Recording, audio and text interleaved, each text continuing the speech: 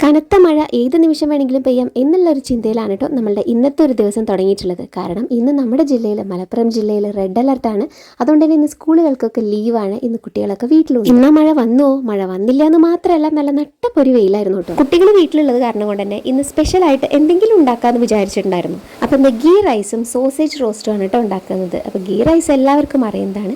എന്തായാലും നമ്മൾ ഇന്ന് സോസേജ് റോസ്റ്റ് എങ്ങനെ ഉണ്ടാക്കണം എന്നുള്ളത് ഒന്ന് ചെറുതായിട്ട് നോക്കിയാലോ. ആദ്യം തന്നെ നമുക്ക് സോസേജ് ഇതുപോലെ കട്ട് ചെയ്തെടുത്തിട്ട് അതിലേക്ക് കുറച്ച് മഞ്ഞൾപ്പൊടി, കുറച്ച് മുളക് പൊടി, അതുപോലെ തന്നെ കുറച്ച് ഗരം മസാലയും കൂടെ ചേർത്ത് നല്ലപോലെ ഒന്ന് മിക്സ് ആക്കി വെക്കാം. അതിൽ ഉപ്പ് ചേർക്കേണ്ട ആവശ്യമില്ല, സോസേജിൽ ഓൾറെഡി ഉപ്പ് ഉണ്ടായിരിക്കും.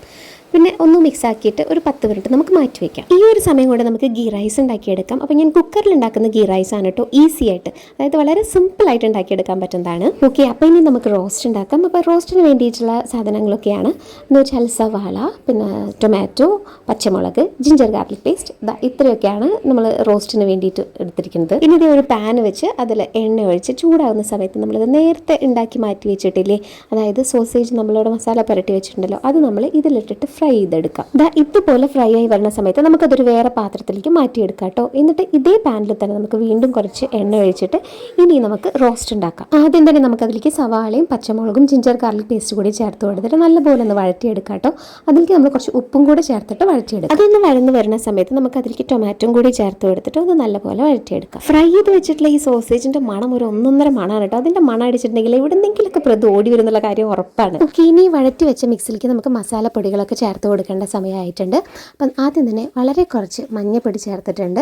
പിന്നെ 1 സ്പൂൺ കാശ്മീരി ചില്ലി പൗഡർ, അതുപോലെ 1 സ്പൂൺ മല്ലിപ്പൊടി, വളരെ കുറച്ച് ഗരം മസാല പൊടി, അതുപോലെ തന്നെ കുറച്ച് പെരുംജീരകം പൊടിച്ചതും കൂടിയാണ് ഞാൻ ചേർത്ത് കൊടുത്തിട്ടുള്ളത്. ഇതെല്ലാം സിമ്മിലിട്ടിട്ട് വേണം കേട്ടോ ചെയ്യാനില്ലെങ്കിൽ പൊടികളെല്ലാം കൂടെ കരിഞ്ഞു പോകും. ഇനി ഇതെല്ലാം കൂടെ നല്ലപോലെ ഒന്ന് വഴറ്റി മിക്സ് ആക്കിയിട്ട് അതിൽ കുറച്ച് വെള്ളം കൂടെ ചേർത്തിട്ട് ഒന്ന് അടച്ചു വെച്ച് വേവിക്കാം. ഇനി അതിലോട്ട് നമ്മൾ ഫ്രൈ ചെയ്ത് വെച്ചിട്ടുള്ള സോസേജ് കൂടെ ചേർത്ത് കൊടുത്തിട്ട് നല്ലപോലെ ഒന്ന് മിക്സ് ആക്കാം. ഇനി അതിലേക്ക് വളരെ കുറച്ച് വെള്ളം കൂടെ ചേർത്തിട്ട് ഒന്നുകൂടെ ഒന്ന് അടച്ച് വെക്കുന്നുണ്ട് കേട്ടോ. അത് തുറക്കുമ്പോൾ നല്ല കിട്ടിലൻ മണം വരുന്നുണ്ട് കേട്ടോ. ഇനി അതിലേക്ക് നമുക്ക് കുറച്ച് മല്ലിയിലൊക്കെ ചേർത്ത് കൊടുക്കാം. നമ്മളുടെ സോസേജ് റോസ്റ്റ് റെഡി ആയിട്ടുണ്ട്. നല്ല കിടു ടേസ്റ്റ് ആണ്. അപ്പോഴേക്കും കാലാവസ്ഥയൊക്കെ ഒന്ന് മാറുന്നുണ്ട്. നല്ല കാറ്റൊക്കെ വന്ന് ആകെ ഇരുട്ട് മൂടി കുറച്ച് ചെറുതായിട്ടൊരു മഴയൊക്കെ പെയ്തു. നമ്മുടെ മുല്ലച്ചെടിയിൽ എന്നും 2-3 പൂവൊക്കെ വരും കേട്ടോ. എന്നും അത് പറിച്ചിട്ട് അമ്മമ്മ എൻ്റെ അടുത്ത് വരും. എന്നിട്ട് പറയും മുല്ലപ്പൂ കാണുമ്പോൾ എന്നെ മാത്രമാണ് ഓർമ്മ വരിക എന്നുള്ളത്. എന്നിട്ട് ഓരോ കഥകളൊക്കെ പറഞ്ഞ് എന്നും കരയുകയും ചെയ്യും.